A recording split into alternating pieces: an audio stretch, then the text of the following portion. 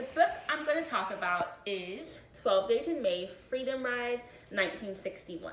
And this book is written by Larry Dane Brenner, and it's about a group of activists. There were 13 activists, and they were white, they were black, they were old, they were young, men and women, who decided to take a stance and stand up against segregation and mistreatment of African Americans.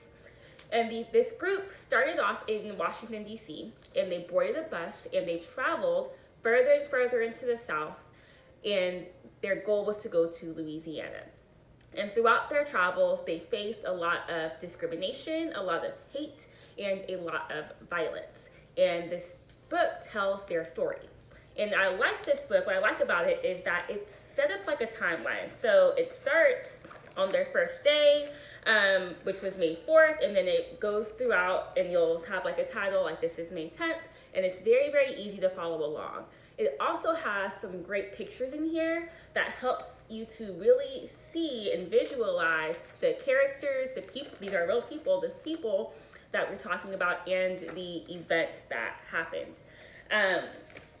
It also gives a lot of background information. So not everybody is familiar with what America was like during the Civil Rights era, but not only does this chronicle the activist journey, it also gives a lot of information about America during the time period. That way you truly understand what's happening.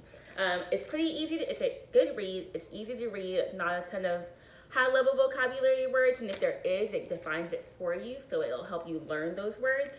And it's very well written, and it's very visual, and it makes you